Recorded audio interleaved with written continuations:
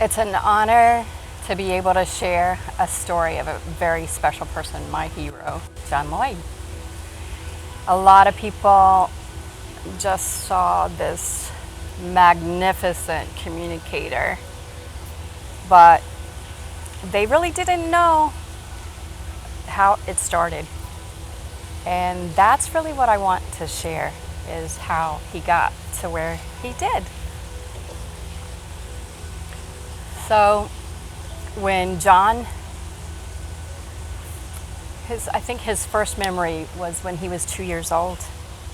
And actually that's when his parents divorced. And so it was kind of dysfunction at the start. When she later married John's stepfather, and he actually lived in a neighborhood where he had lots of buddies, and so of course they would get into mischief, but his mom and stepdad always thought he was perfect because they had to live with, he had to keep this standard so he wouldn't embarrass his parents. But the stories are quite funny, just boy stuff. So one day his stepfather found this little ukulele in the attic, and he came to John and he said, "I'll give you $5 if you learn how to play this." So he just nonstop was playing this, and so he later came to him and said, "Okay, John, I'm going to give you $10 if you stop playing this thing." Well, that progressed into his music ability. And his mom's family, she was a professional pianist, a concert pianist, and her family played different musical instruments too. And so that's where he got his music ability. So his buddies they all created like little bands from then on. He was like playing guitar. He went to Miami of Ohio, where he got his Bachelor of Fine Arts and became a commercial artist. One of his subjects or whatever was speech class, and he actually flunked out of speech class because he didn't want to give his speech in front of the students. So it was a little ironic that he became a professional speaker. So in college, during the I think it was the summer, I don't know. Anyway, during his college, he found this old black man he would be in the alley just sitting on the curb just playing this harmonica. And he was so intrigued because he couldn't acquire this sound that came from, it was like a bluegrass hint. And it was like the man taught him how to suck in as opposed to just blow out. And so he was so infatuated that he wanted to learn this. And so he spent nonstop time. And so that's one of the reasons why he didn't even go to class half the time. He was just so involved with learning from this guy. So from that point on, he played guitar and his harmonica. So even when he would play in local bars or local VFWs, whatever these little things are around his neighborhood. And then after he got out of college, he was drafted into the Army. And so back in 68 to 70, he was in Lawton, Oklahoma, and he was quite the hippie back then, but he was a clean-cut hippie. He had to be cool no matter what, and so he wasn't this like dirty, just unkept everything. He was kind of very well groomed, very well maintained. He was a cool hippie. Everything had to match, but he had long hair. He always wore this like blue chicken bone around his neck. He had a fringe vest a lot of times. They actually wore serapes back then. So this one particular night where his friends, he wasn't like this hardcore drug user, but occasionally when friends get together and stuff, he would do occasional marijuana, things like that. So this one night, they were doing this like Momalar cough syrup, and he got really high, and the background music they were playing was this bolero, which it kept on like crescendo, it kept on coming to a high, and as that music was playing in the background and he was like so high, he envisioned that he was on this platform and with like a kite string, and it would kept on going up higher and higher, and it was like a yin yang trying to get to God type thing. And so in his mind he thought, okay, I'm going to try to kill myself, and this is the euphoria that you feel right before you die, and people don't get to tell anybody about it because of they're dead. So at that time he had this old burnt orange VW with reversed rims. He was always very descriptive. So he got into his car, and he didn't even remember how he got there, but he was like, he didn't know if he went through people's yards or whatever. All he knew is he was going as fast as that car could go, and he got on the interstate, and he was headed for this like embankment type by this bridge or whatever, and so he ran right into it, and so the car actually drug him maybe like 50 yards or something like that, and they found him, he was pinned underneath the car on his wrist. And so in his mind, he was thinking it was keeping him from going to God. So I don't know really how long he was in that state until the cops found him. But then when he went to the hospital, he was, of course, he had lung, something to do with his lung, a collapsed lung, sorry. He had a collapsed lung, and he was still smoking with a collapsed lung. But he had scars on his back, but he didn't have a broken bone, I don't think, but he was messed up pretty bad. He was in the hospital a good 2 months. And so during a couple days after he was in the hospital, so he knew that it wasn't drug related, but all of a sudden his body just elevated, and he could look down on his body, and he probably thought he was dying. And so when he was up there, he saw, it was really dark, and then all of a sudden he saw this bright light, and he had this one-on-one encounter with God, and he knew that he couldn't get to that bright light. And so what seemed to be eternity, that moment, that encounter with God, gave him a passion that never left him. And so he begged God to give him a second chance, and that he would live for him.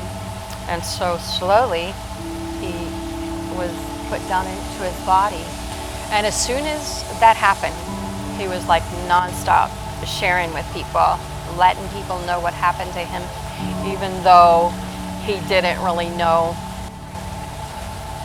how to get people saved or whatever. He was just sharing his testimony, his story from get-go. So we're talking about one man and the impact that he's had on so many people to this day. So he was still in the Army, and so he shared with people in the Army.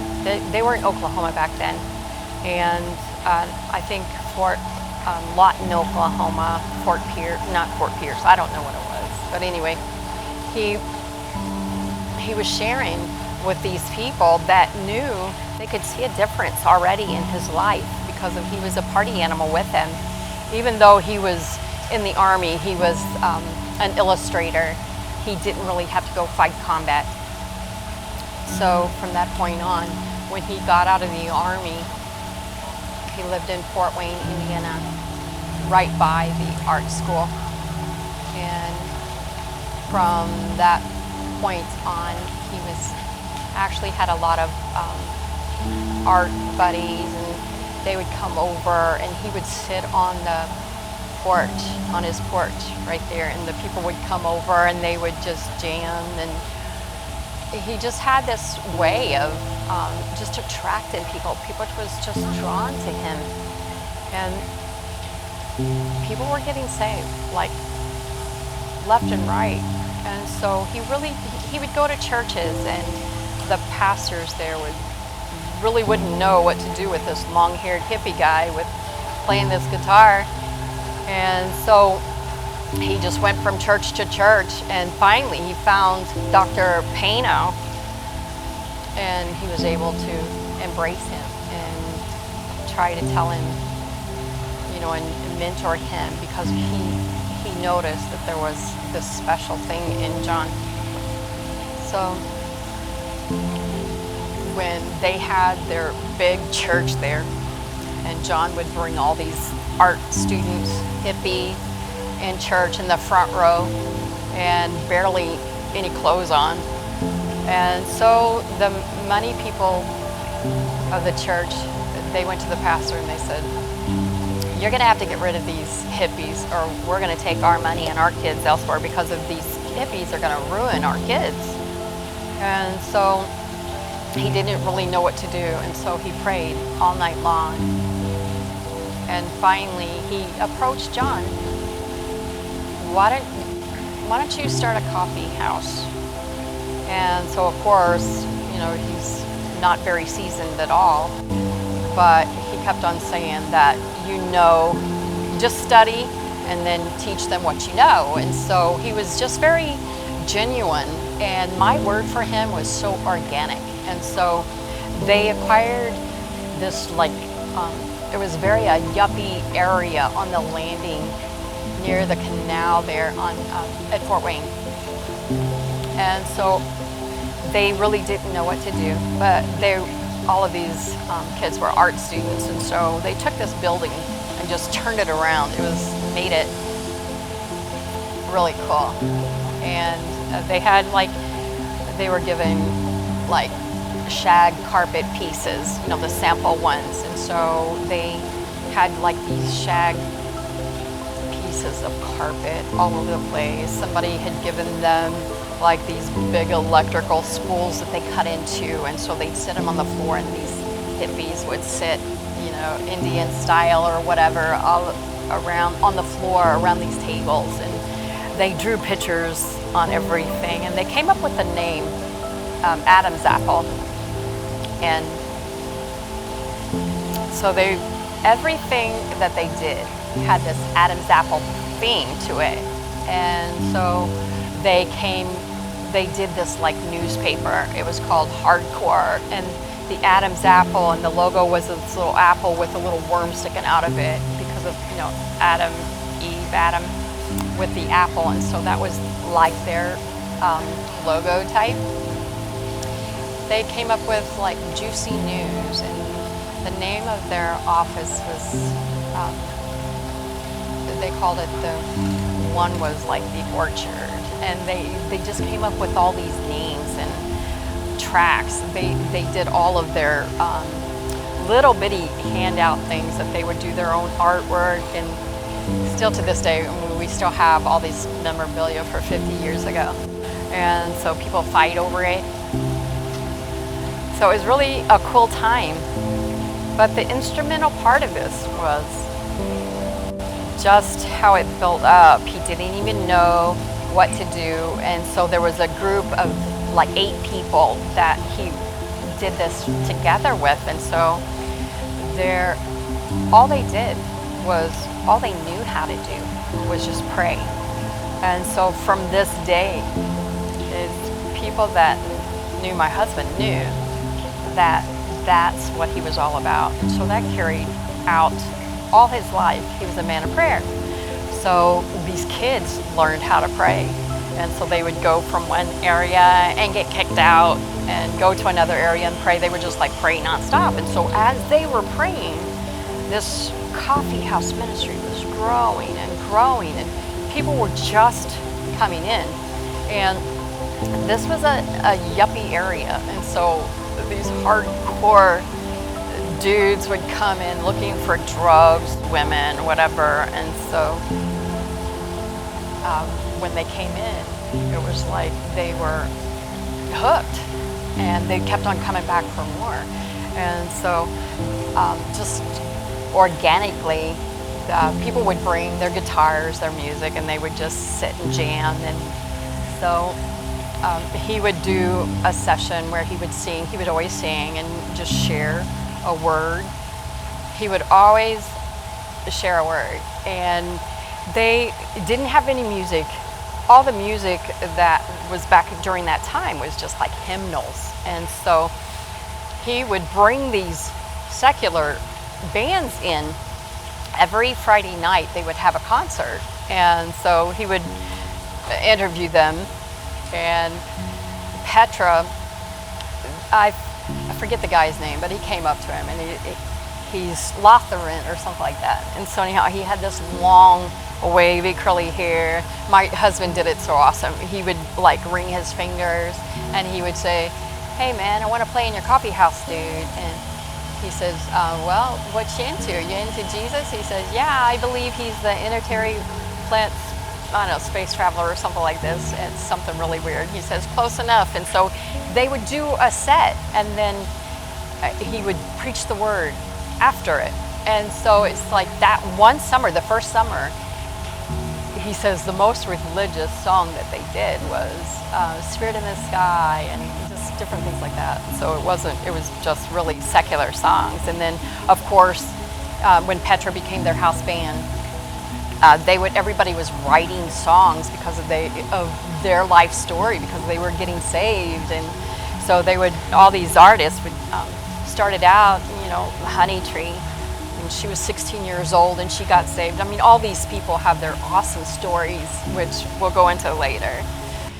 Literally, there were thousands of kids coming into this coffee house, and the bands that were coming in, they would get saved. And so like I said, they were making their own music. There were, Larry Norman came up with all these weird songs, but they became very popular in like Randy Stonehill, Honey Tree, Second Chapter Acts, Love Story. I mean, just on and on and on.